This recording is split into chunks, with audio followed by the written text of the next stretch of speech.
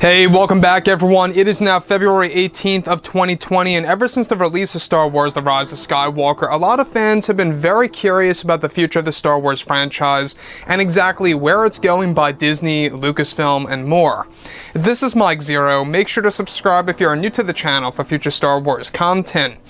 Now, when we examine the Star Wars franchise, we do know that there's been a lot of changes that were made to not just Episode 9, but also changes that are now being made to the new Star Wars universe. Essentially, Disney has a plan, a strategy, if you will, to reset the Star Wars franchise on how they're going to handle things moving on forward into the future here of this decade that's going to really be the decade of the Star Wars lore to come in this new expanded universe by Lucasfilm. Now, when we examine everything that has been going on behind the scenes, a lot of changes are being made to things like the creative control for Kathleen Kennedy being diminished, and how George Lucas is going to have a major role in creative choices for many of the Star Wars projects currently in early development.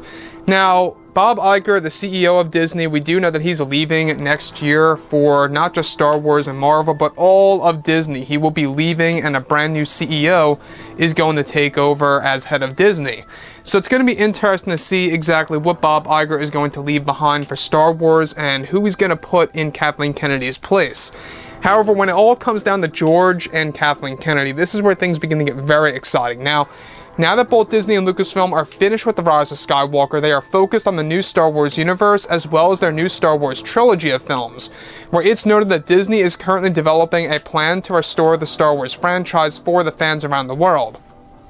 However, it's noted that major changes are being made over at Lucasfilm. One of the big changes right now is that Kathleen Kennedy and her creative control has been taken away by Disney's CEO, Bob Iger, and that George Lucas is going to take over for many of the creative choices for the Kenobi TV series, and that this played a role in the delay for the production of the series behind the scenes.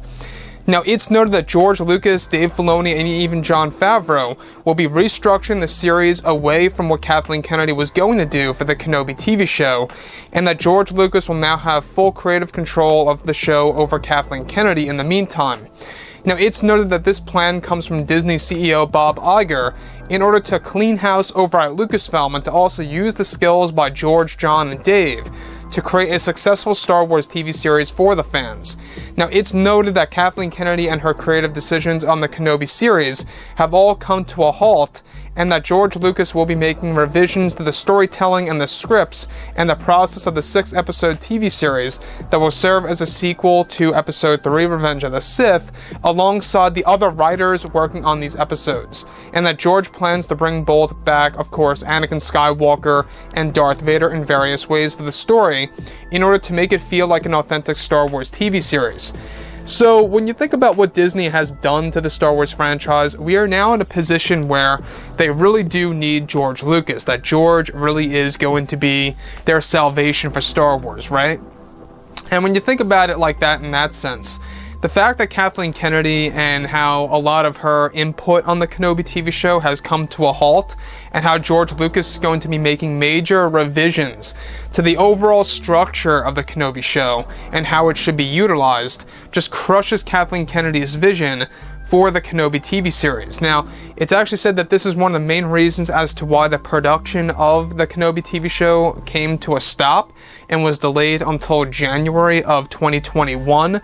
Mind you, the release date has not changed. I mean, given that we never really got a release date anyway, to them, no release date has been changed. So, for all we know, it was always scheduled for release in November or December of 2021, and that's not going to change at all.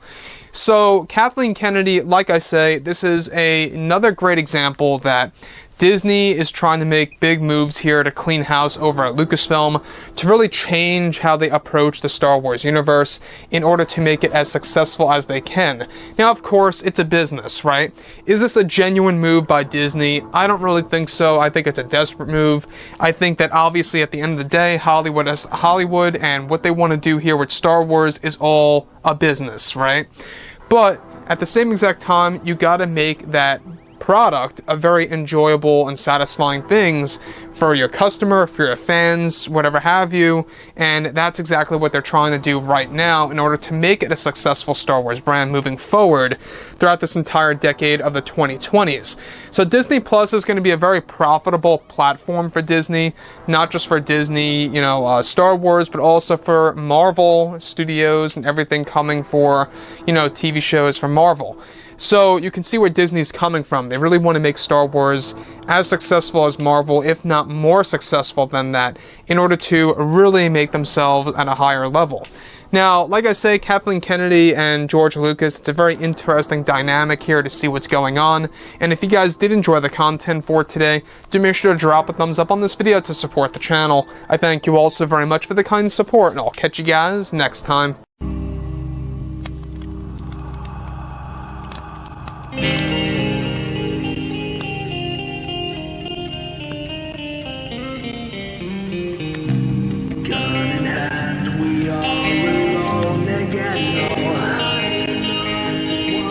From night to moon.